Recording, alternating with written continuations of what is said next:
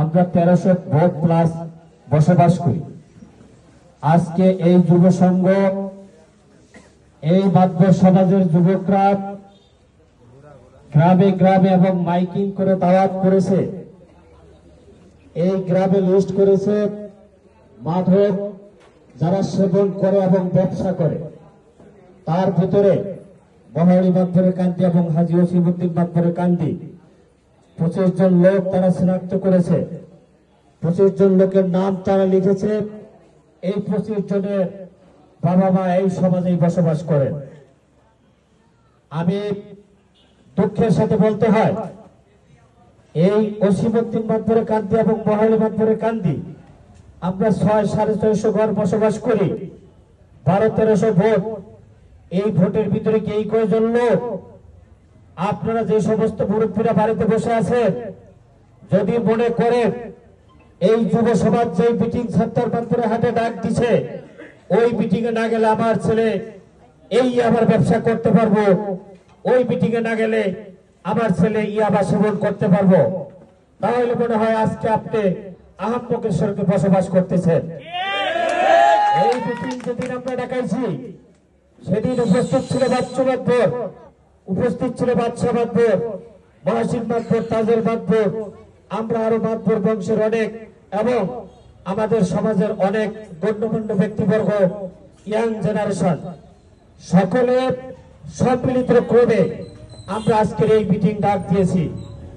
আপনারা যেহেতু আসেন নাই, তাহলে মনে করতে হবে আপনারা আমাদের মিটিংটায় কোনো গুরুত্ব দেন নাই।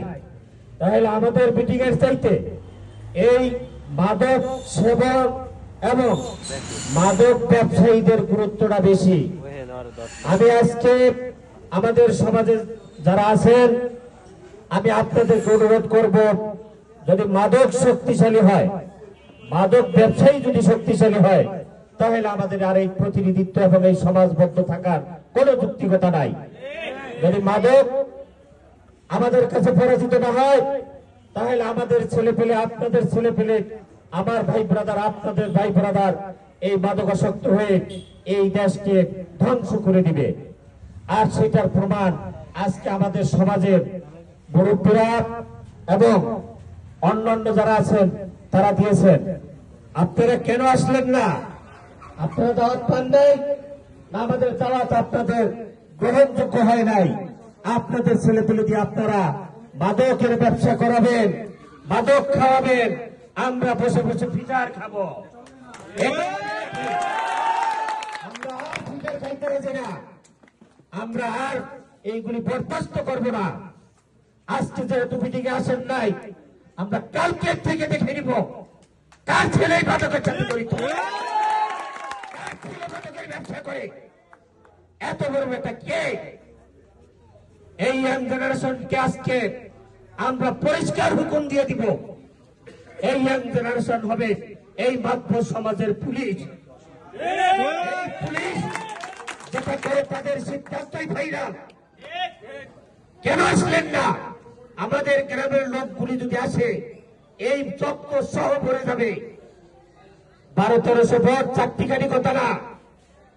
আসেন নাই যেহেতু আমাদের মিটিং অবজ্ঞা করছেন, আমরা চেষ্টা করব আজকে এই 26 তারিখের মিটিং কিভাবে আমরা বাস্তবায়ন করব, সেই আলোচনা আমরা নিজেরা বসে অত্যন্ত কঠোরভাবে আমরা ব্যবস্থা নিব ইনশাআল্লাহ।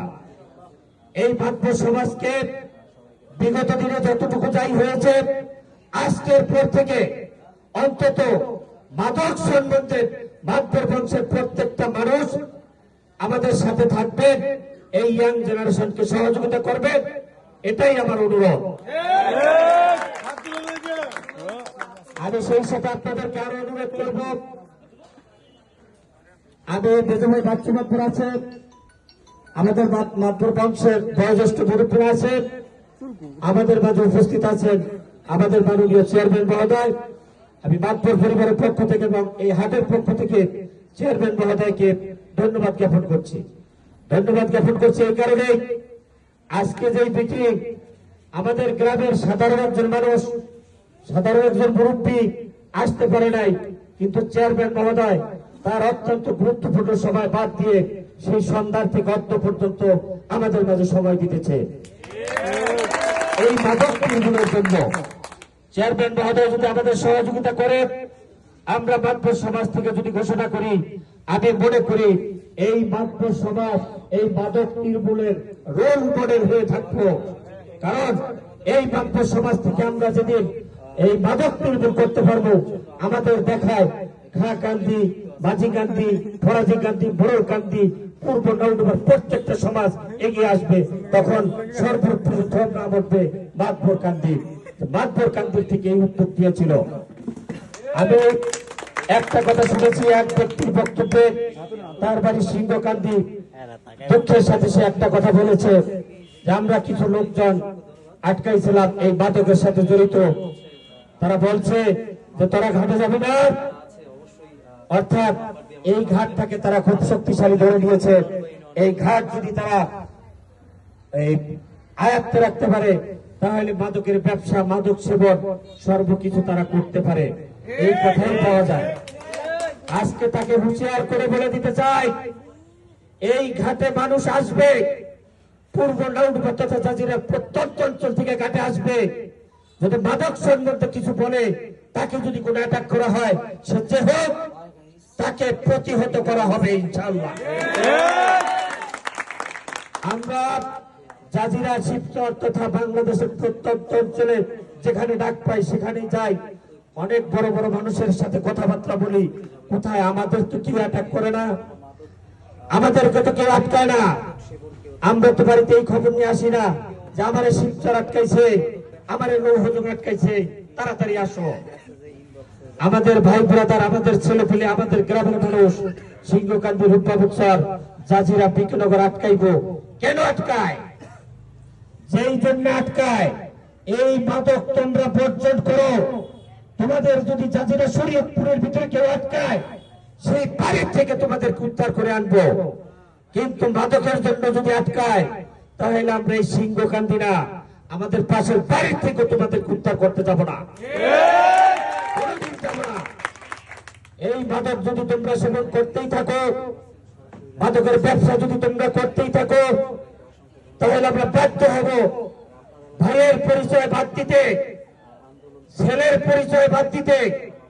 কেউ যদি ফোন করে, কেউ যদি খবর নিয়ে আসে, তাহলে আমি পরিষ্কার বলে দিব, ওগো আমার ভাই না, আমার বাপের প্রস্তাবে পয়দা হয় নাই, ওগো আমার ছেলে না, আমার ওই নামে কোনো ছেলে নাই, ওগো আমার ভাতিজা না, ওই নামে আমার কোনো ভাতিজা নাই।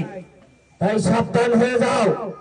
যদি মনে করো মিটিং এ না গেলে মাদক সেবন করতে পারবো, মিটিং এ না গেলে মাদকের ব্যবসা করতে পারবো, ভুল করেছো। আজকের মিটিং এ না এসে এই মিটিং এর পরে আমি বাচ্চুমতপুরকে পরিষ্কার ভাবে বলবো, আপনি সিদ্ধান্ত নেন, আগামীকালকে থেকে আমাদের মাদক নির্মূলের কার্যক্রম শুরু হবে।